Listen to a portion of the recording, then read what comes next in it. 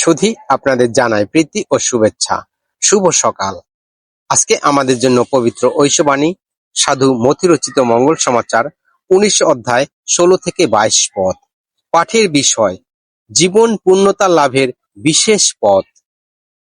একদিন একজন যুবক যিশুর কাছে এসে জিজ্ঞেস করল, গুরুদেব, বলুন তো, শাশ্বত জীবন লাভ করতে হলে আমাকে কোন সৎ কাজ করতে হবে?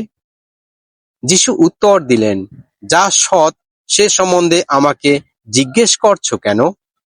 সৎ বলতে একজনই আছেন। জীবন রাজ্যে যদি প্রবেশ করতে চাও, তাহলে তুমি ঐশ্ব আজ্ঞাগুলি পালন করে চলো। যুবকটি জিজ্ঞেস করল, কিন্তু কোন কোন আজ্ঞা? যিশু উত্তর দিলেন, এই আজ্ঞাগুলি, তুমি নরহত্যা করবে না, ব্যভিচার করবে না, চুরি করবে না, মিথ্যা সাক্ষ্য দেবে না, তুমি পিতামাতাকে সম্মান করবে, আর তোমার প্রতিবেশীকে তুমি নিজের মতোই ভালোবাসবে। যুবকটি তখন যিশুকে বলল, এইসব আজ্ঞা আমি তো পালন করেই আসছি, আমার আর কি করতে বাকি আছে?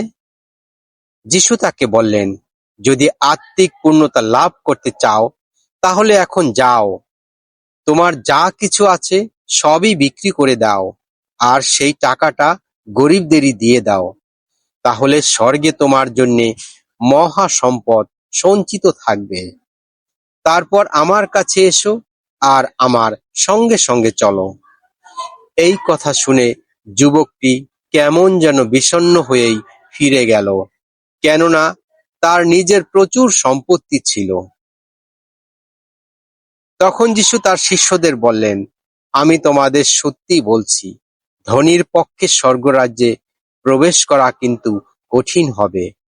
হ্যাঁ, আমি তোমাদের বলেই রাখছি, ধনীর পক্ষে ঐশ্বরাজ্যে প্রবেশ করার চেয়ে কোনো উটের পক্ষে একটা সূঁচের ফুটোর মধ্য দিয়ে যাওয়াই বরং সহজ। এই কথা শুনে শিষ্যরা খুবই আশ্চর্য হলেন। তারা জিজ্ঞেস করলেন, তাহলে পরিত্রাণ লাভ করা কার পক্ষেই বা সম্ভব? তাদের দিকে স্থির দৃষ্টিতে তাকিয়ে যিশু তখন বললেন, তা লাভ করা মানুষের ক্ষমতার বাইরেই, ঈশ্বর কিন্তু সবকিছুরই করার ক্ষমতা রাখেন। খ্রিস্টের বাণী।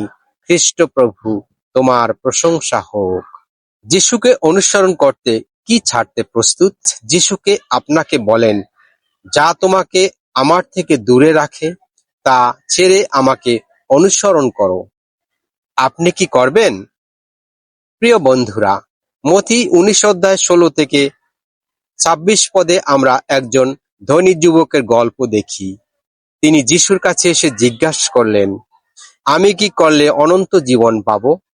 তিনি ছোটবেলা থেকে ঈশ্বরের আদেশ পালন করতেন, কিন্তু যিশু তার হৃদয়ের আসল বাধাকে দেখলেন। তাই তিনি বললেন, তোমার যা কিছু আছে বিক্রি করে গরিবদের দাও, তারপর এসে আমাকে অনুসরণ করো। এই কথার অর্থ শুধু সম্পদ ত্যাগ নয়। যিশু দেখাতে চেয়েছিলেন, যে কোনো কিছু আমাদের হৃদয়ে ঈশ্বরের চেয়ে বড় স্থান দখল করে, সেটি আমাদের বাধা। কারোর জন্য তা অর্থ, কারোর জন্য অহংকার, আবার কারোর জন্য খ্যাতি, আসক্তি বা নিজের ইচ্ছা। আজকের পৃথিবীতে আমরা অনেক কিছু অর্জন করতে চাই, কিন্তু যিশু আমাদের প্রথমে তাকেই বেছে নিতে আহ্বান করেন। কারণ পৃথিবীর সব সম্পদ একদিন শেষ হয়ে যাবে, কিন্তু খ্রিস্টের সঙ্গে সম্পর্ক চিরস্থায়ী। তাই আজ নিজেকে আমি প্রশ্ন করি, আমার জীবনে এমন কি আছে যা আমাকে যিশুর আরো কাছে যেতে বাধা দিচ্ছে? যদি তা চিনে নিয়ে তার হাতে সমর্পণ করতে পারি, তবে আপনি সত্যিকারের আনন্দ, শান্তি এবং অনন্ত জীবনের পথে চলতে পারবো। আসুন আমরা সাহায্য চেয়ে প্রার্থনা করি। হে প্রভু যিশু, আমার হৃদয় তুমি পরীক্ষা করো।